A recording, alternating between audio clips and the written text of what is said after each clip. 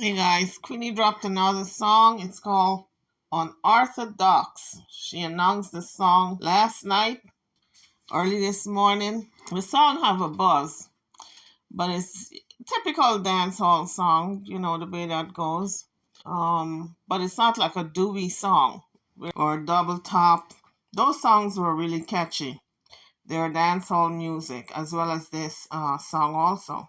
So the words are crazy, crazy, so crazy. Crazy, crazy, me never lazy. Queen of the gangster. And me talk everything, me not pay tax. Something to that effect. But the song have a buzz. But as you guys can see, Queenie is busy putting out her music in spite of her marital problems, and she's under a lot of pressure. She is forging ahead with her musical career, and that is what you have to do. You have to stay focused. If you want something out of life and you want to accomplish your dream, and because she's bent on getting to where she wants to be, and probably needs to be, she is not wavering no matter what. And in life, that's really how all of us should be. You gotta forge ahead in spite of adversities, that nothing is gonna keep you back and keep you down from achieving that goal. So when other people give up on you, you gotta not give up on yourself. And it's for everybody out there, all those who feel despair, they can't go on. Everybody has given up on them. They themselves feel as though they should give up. You gotta stay strong. Let this be an example that in spite of all the trials and tribulations that Queenie has gone through and is still going through, she's able to put aside those things and concentrate and look at the bigger picture and concentrate on getting her music out there. And so, big up, big up, big up to Queenie on this new song. But what I notice about the song is that the word crazy is repeated so many times, and she's referring to herself in the song as crazy. Crazy, crazy, never lazy. And I said, how ironic, because just a couple of weeks ago, she was telling Dewey not to call her crazy. And she's going to stop people from calling her that, and she even going to stop herself from calling herself crazy.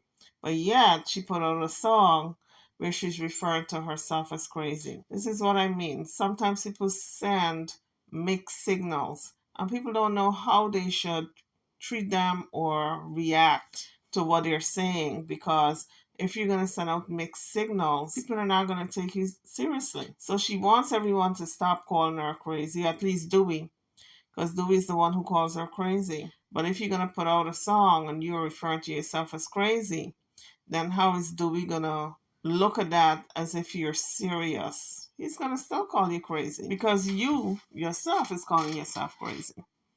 But the song does have what I think a buzz, and it's dance hall ready. It should do well in dance hall. She wants everyone to go and buy it. Download the tune and pay your $1.99 or $2.99 or whatever the price is. And ironically, it came out just about the same time that Dewey decided to go back to London to iron out his differences with Queenie. Now, I put out a previous video where they met up at a studio to talk it out, and I think maybe they chose a neutral ground because they have to talk at some point. And they got a few things out of the way and out in the open, and trying to have a meeting of the mind. But the point is, at least it was a start. It's not the end of what they should be accomplishing, but at least it's a beginning of where they should start. But in terms of their relationship, I think you guys knew they were going to get back together. With all this, the fire, when the fire clears and the smoke is left and the ashes, they were going to get back together when it's all said and done. Now, how long it's going to last is another story, because now I notice that he is putting his hands up, because when he was telling her to be quiet and to hush and all of that, he had his hand waving at her like if he wanted to do something. So I was saying to myself, oh, so now he got a little taste of what it is like to put his hands on her, because she did say he used his hand to hit her in the head a couple of times with them rings on his finger and caused some type of swelling on the right forehead when they were vacationing in Jamaica. And I saw him waving his hand and he had like his elbow like towards her face, or just kind of telling her to be quiet. And I started to think, I said, this is outward aggression. And they are in the midst of company because they were being interviewed to iron out their differences. And I said, well, if you have this outward aggression in public, what about private? And it's just left to be seen how this is all going to end up. But I think Dewey is out of Queenie's system. It's not like before where she would cry over him just by mere mention of his name and all the antics, all the cheating. Now she is, I think, have resigned herself to the fact that her husband is a cheater. She loves him. If she wants to make a go at her marriage, then he's got to be in the picture. She's not willing to walk away from the marriage. However, she, I think, gave up some of that love. The love she had for him in the beginning, even up to the latter part of last year, December, it's not the same. It's not the same. I think the thrill is gone. B.B. King put out a song, The Thrill Is Gone. Well, the thrill is gone, honey, in this marriage. It's just, what's left is just the shouting. Because I don't see this marriage lasting, to tell you the truth. I'm going to be quite honest. But who am I to say which marriage is going to last and which marriage is not going to last? But I don't see this one lasting. Not even for, I can't see this even 5 years down the road because of all the infidelity. And they're not resolving their issues. It's like if an animal pooped on your floor and you cover it over with some paper, the poop is still there. They're just camouflaging it and moving on.